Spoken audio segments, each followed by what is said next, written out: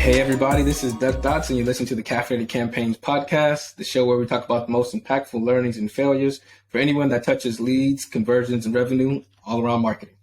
Today I'm talking to Halfdan Hansen, second generation owner of Jens Hansen, and they are the makers of the One Ring from Lord of the Rings. Thank you for talking to me, Halfdan. Thank you, Jay. Pleasure to be here. Great. So give us a bit of a background of, the Jens Hansen, who you are, where you came from, and all that good stuff. Sure. So Jens was my father. Jens is it's the Danish equivalent of the name John, and Hansen is like Smith. So he was John Smith from Denmark, and he came out to New Zealand with his family in the 1950s and did a jewelry apprenticeship here. Learned how to make diamond rings and wedding rings and traditional stuff like that, and went on to found his own jewelry business. And very long story short, he came to be known as the founding father of the artisanal craft jewelry movement in New Zealand. So this is the idea of, jewelry that's not exactly your normal grandmother's jewelry. He was a little bit edgy for his time, a little bit modern and contemporary. And so he became known in New Zealand, at least, as a ring maker. And it was that notoriety that got him the gig with the Lord of the Rings production crew. So sadly, it was the last big thing that he did, but he was the designer and maker of arguably the world's most famous ring, the One Ring for Peter Jackson's Lord of the Rings and Hobbit movies. So, as I said, sadly, it was the last thing he worked on. He never actually got to see the ring on the big screen. It was my brother and I that needed to... my brother and I went along and we saw the movies for the first time, but our dad he died a couple of years earlier, because these things with movies, you don't know anything about movies till you start working with them, and they take years to film and get ready. Yeah. And so we didn't think that much more of it at the time. My brother and I inherited the family business from my dad. My brother was a jeweler as well. I was an engineer, actually, an electronics engineer who'd worked in the oil industry, but I had always had an interest in marketing and business, and so I became my brother's sidekick, helping him with sales and marketing and whatnot.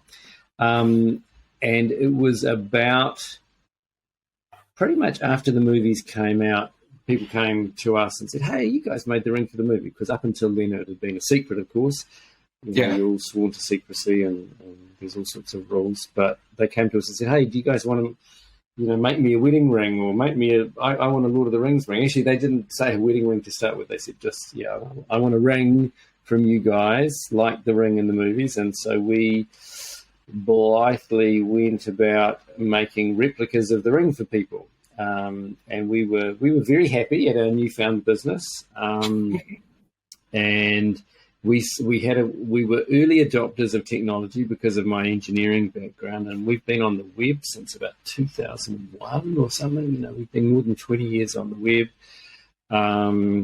We started out with a little site that sold just a one-page website that collected people's credit card details, encrypted them with pretty good privacy, and then we decrypted them at the other end, and then manually ran them through a little terminal machine, so completely insecure and would be very much frowned upon today, but we've moved with the times.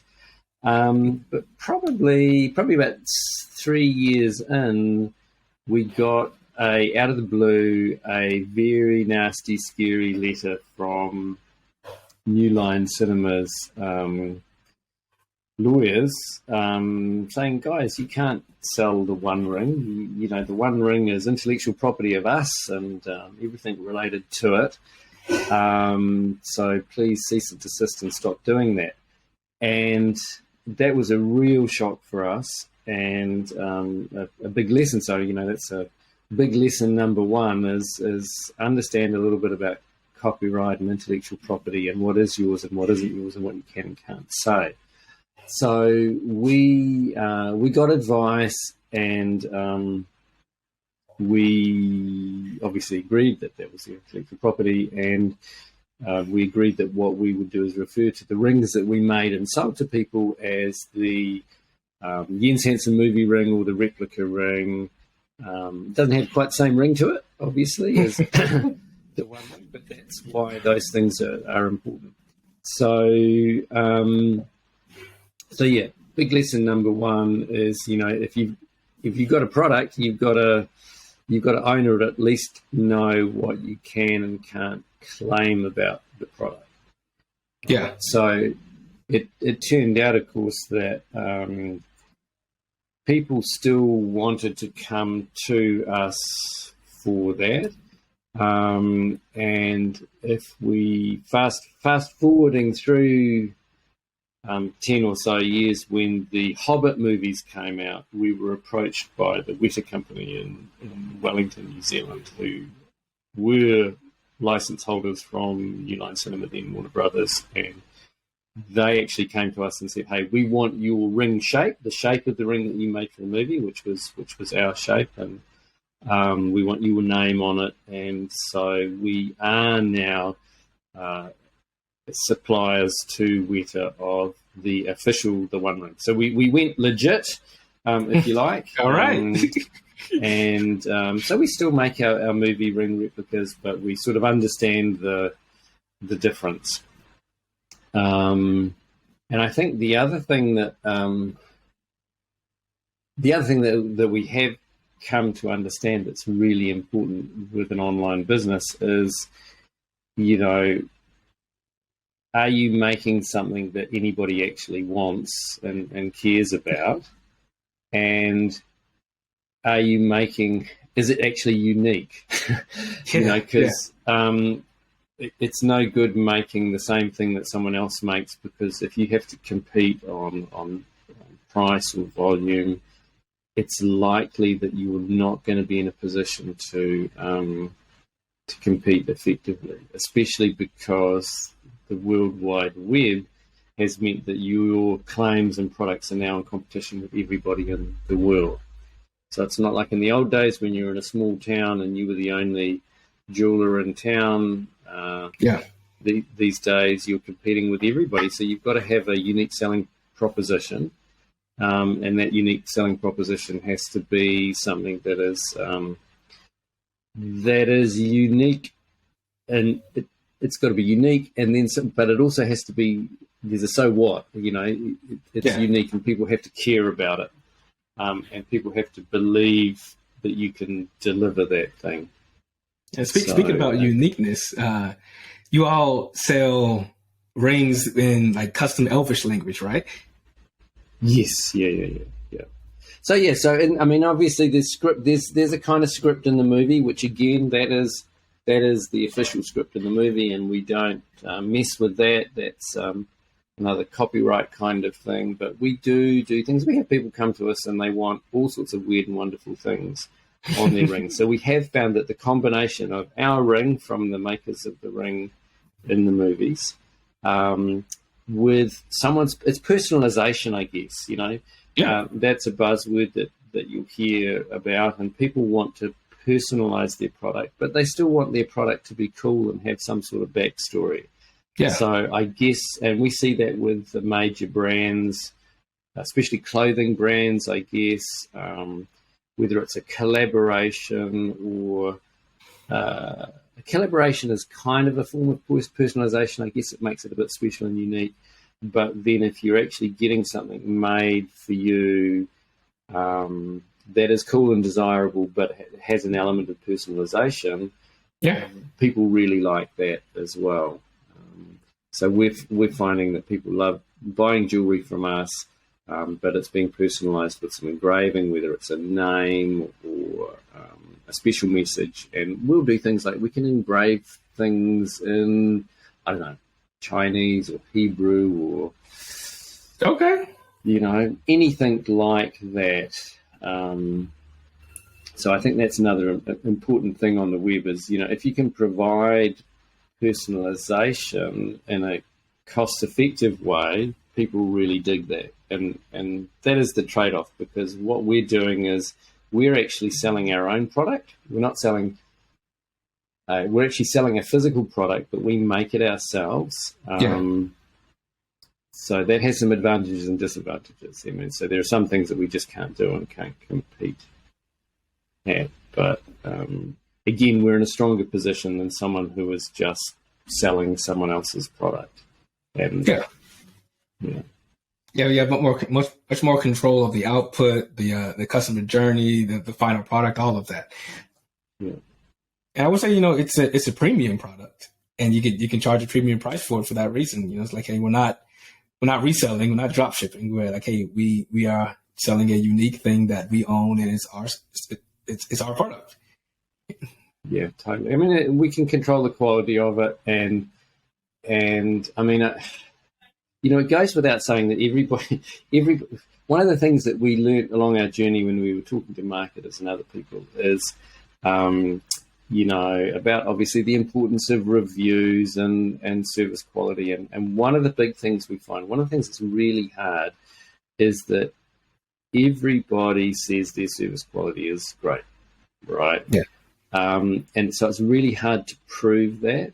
And sometimes the only way you can prove that is by experiencing the service or the product. And hopefully people will write the reviews. And I mean, we have partnered up with a company called reviews.io. Reviews.io. They're one of these companies that helps independently sort of verify reviews and gives you all sorts of cool widgets to put them on your website and collect things, making the collection process easy. But it really is true that you need to be able to... It's a tough one, because in some people's business, the best thing about their business is probably going to be their service quality. But unfortunately, that isn't a selling point. It's only maybe a selling point if you've got repeat business, because everybody says it. And I can show you. I mean, I can show you reviews we've got from people who say that, hey, you guys have just given me the best customer service I've ever had, and I'm from America, so that's saying something. Because obviously Americans have a really good idea about the importance of customer service. And one of the reasons we can give great customer service is that we're a low, relatively high price, low volume. So it means that when someone contacts us, they actually get to talk to an actual human. So you're talking to an actual human in person or by email, and we don't turn over and they're named humans, and we don't turn over our staff, so that if someone sends in a customer support request, I'm going to see it, or one or two other of my team are going to see it. And people really appreciate talking directly to the owner where possible, or talking to people who've been working with us for 5 or even 10 years. But it's not a scalable. Our business isn't like a scale business. So our business is a mature business, and we're not seeking to grow massively. We're just seeking to grow at a manageable rate and have a good lifestyle and reinvest in our people and our equipment, and just do what we're doing. So it's kind of a lifestyle business. And that kind of works for us, but that would be quite different from someone who's trying to scale and sell to millions of people and get listed on Wall Street, that sort of thing. Both ways work.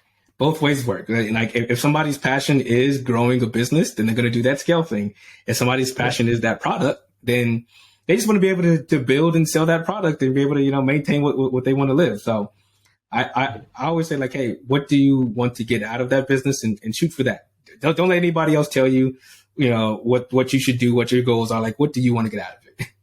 Yeah, no, that totally, makes sense. I mean, we had a period in our lives when there was a question like, should we move into it? We're in a relatively small city, only about 50,000 people.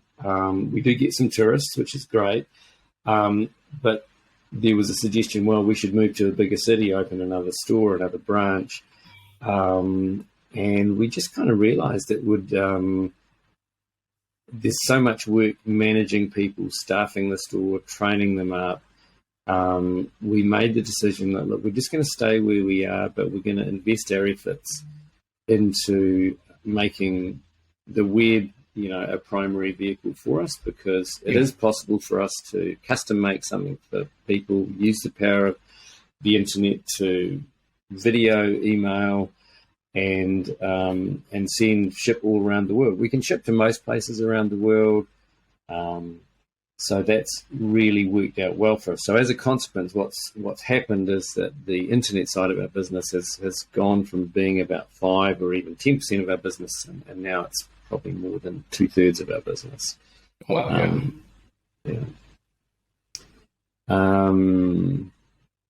It's interesting too, because you were saying that I guess what we do is we just do make lots of little small improvements. Yeah, so we're always about what can we do, that what's new and cool and interesting, and what can we try and make a little small improvement and see if it works. And I mean, I've got 2 good examples of things that we changed on our website, where sometimes it's quite hard to see if any change you make is having an impact. There's always problems with attribution, and there's always problems with seeing multivariate analysis. If you change too many things at once, you don't know which change has actually affected things. But one thing we were definitely able to do is we have Shopify store, and I added I think it's like a $5 a month app that would to give people an indication of when they might expect their product to be delivered. So I guess delivery date or time app or something like that. Because we're in New Zealand, and not everybody. We don't hide it, and we say where we are, but some people might think, oh wow, they're in New Zealand. How can I trust these guys? How long is it going to take? I'm getting married. If I place an order, when's it going to arrive? And we had just had text explanations on the website and our shipping pages up until then, but we used this little app, and it puts on every product page near the add to cart button. It's programmable, and you can tell it things about a particular product and how long it would take. But we give the customer an indication of, hey, if you order now, it's going to likely arrive in this time window. And that doesn't sound like a lot, but it massively increased our conversion rate. We sort of found that we have a pretty low conversion rate, to be fair, but it made a significant impact. It probably increased our conversion rate by 15 or 20%. Wow. Just adding that, and sometimes you can spend a lot of money on something and it doesn't actually make a lot of difference because people don't care, people aren't using it. And then sometimes you spend money on something that seems trivial, doesn't cost a lot of money, but actually it turns out to be, the one biggest thing that you've done for your business. And then you actually have to post-mortem it and go backwards. And I've got another great example, very similar. We added another service or app, which is a lot of people would be familiar with shipping protection type apps. This is this idea of porch piracy and that sort of thing. So giving we would insure and cover people against, non-delivery anyways. But we added this app, and it charges people an extra percent or 1.5% or whatever it is. But the interesting thing we found is, I think about 75% or more of people who order, choose to leave the package protection on.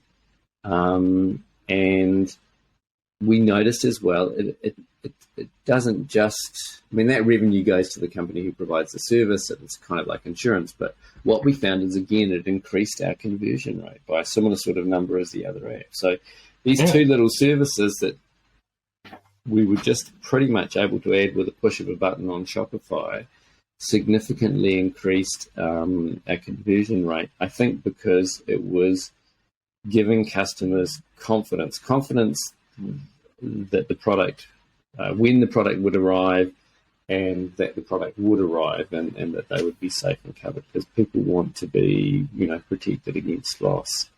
Yeah, I mean, that's I thought that was interesting. Yeah, it's very interesting, actually. It's like proactively addressing objections, because, you wouldn't, when you think about it, look at it from the customer's perspective, like, hey, like you said, I'm buying an expensive piece of jewelry that's going to affect one of the most important things in my life from New Zealand, and I'm in the United States. I could go to Kay's, I could go to Jared's down the street, or I can order from them. So what, like you said, like what type of confidence do I have that's going to get to me in the time that I want it, and nobody's going to steal it, because like I'm shipping, let's say $1,000 up to maybe $20,000, who knows, across the ocean. So yeah, addressing those fears and that takes a bit of understanding the customer itself and understanding what you're selling to them. Like, all right, how can I make sure that my customer is confident, or my prospect, because they're not even a customer yet, they're confident that one, in my product, one, in who I am, and sort of build that trust where you can't do it elsewhere. Like those are two trust factors. Hey, you're going to get it within this time period, and it's insured, so it's going to come. It's like, now I automatically know from third parties that are separate apps that I can trust you a bit more than I thought before. So that's, people don't.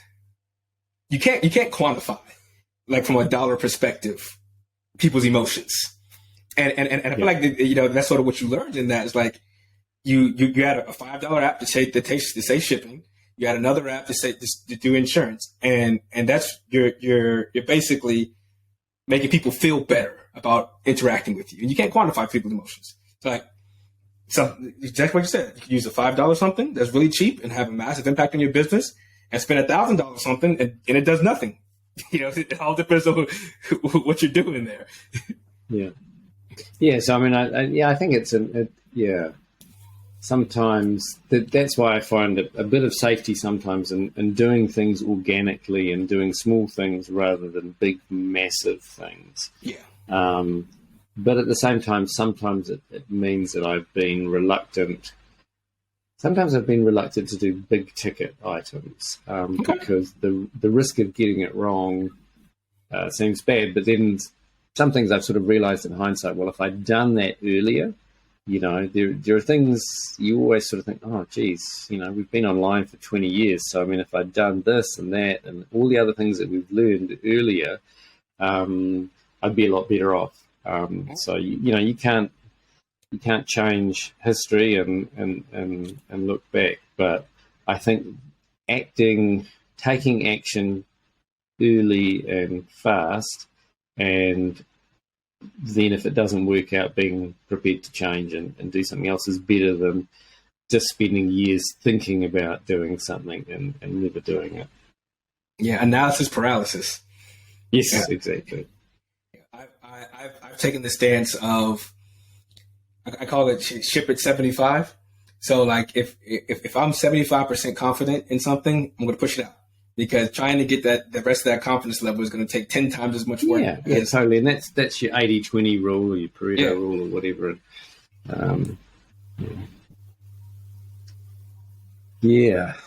No, I think I said that was before, and I found it because I was really influenced in the early days by Flint McLaughlin over at marketingexperiments.com. I mean, that was years and years ago. I don't know if that's still operating, but I found the thing about what you have to have. It's a 3-bit thing. You need to have appeal, exclusivity, and credibility. Okay. So, your product people need to care about your product. It actually needs to be appealing. Yeah. And then it does need to be exclusive, because if they can get that product from somewhere else, that dilutes it. I mean, if they can if you've got something that people really care about, and they can only get it from you, then the last thing is the credibility. Yeah. Right. So if you're credible, then they'll come. It's very few businesses that have all of those three things at once. They give a great example is like, if you have exclusive rights to a legitimate cure for male pattern baldness, The challenge isn't the appeal or exclusivity, because people are going to want that. The challenge is credibility. So, people have to believe that this product is going to work. But if you can tick all those three boxes, which most people can't, then that's a lot of the battle. It is. Yeah. All right. You have anything else that you feel like is worth sharing, Halfdan? Oh, I don't know. I mean, I think knowing as a business owner or manager, knowing yourself, because as you come to manage more people, as a business grows, you get to a stage where you've got more people, and then it really becomes really important how you manage the people.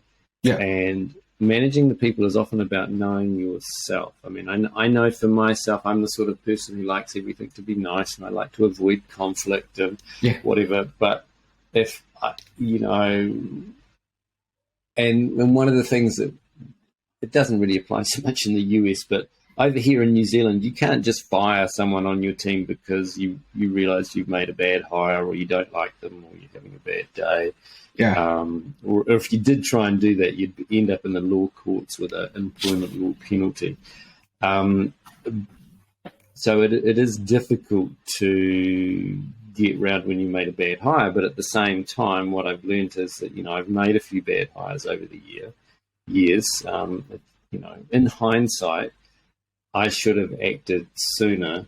So I would say that's the thing. It's figure out how to act sooner and have those difficult discussions and conversations to move people on if it's not working between the two of you. Okay, I mean that is very valid. One bad seed can poison the whole bunch, as the saying goes. Mm. All right, so to wrap it up, we like to have a bit of a personal question. If you've had 3 years to live, what would you want to accomplish professionally and personally? Well, I definitely want to spend, I love my family and the time that I've got to spend with them, but I would be focusing on how I could spend even more time with them. Yeah. And I think the way that I'd want to do that is to really work hard on making my business be self-sufficient. Okay. It would be a bit of a crash course on, because, how can I give up the things in my business, but not throw it away? So who am I going to get to take care of it, to run it the way that I would run it? And I think too, if you're a business owner, that business is your source of income, and it's potentially your family's source of income. So I wouldn't want to be working for the last 3 years to make that happen, but I think it would probably, going back to that thing I said before about acting fast and early, and what you said about, okay, ship at 75, you probably want to do the same thing and say, right, okay, I'm going to spend 6 months of that time, get that business ready for sale or transfer or whatever, so that I could spend that time with my family. I don't know. I've been lucky in my life. I've got to travel, and I live in a great place here in New Zealand. There's no particular mountain I need to climb or other thing that I need to do. So, it's a great question, a tough question. I'll probably spend the rest of the day thinking about what's my answer to that. Exactly. Like I've had some people sort of talk about the answer and say, like, you know what? Why don't I just go ahead and do this stuff? Because it's like if I didn't have any time, I'd want to do it anyway. So why don't you just go do it? I'm just like, yeah. But look, I mean, another great way to think of it is, when I often think about that idea of what if I won the lottery? Yeah. If I won the lottery, I wouldn't give up my job or my business. I'd just have more fun with it. I'd I'd have the right people in place to manage the aspects of it that I didn't want to do myself. I'd keep the bits that I liked doing and I thought I could add value to myself. You know, I might not be in the office as much, but yeah, I wouldn't want to run away and leave it, because I think most people who run businesses, they actually really enjoy it, and they want to improve something, make something, build something. Yeah, that makes sense. That makes sense. All right, Halfdan, thank you for your time. It's been great, and thank you everybody for listening. This was Halfdan on the Caffeinated Campaigns podcast. Perfect. Thank you.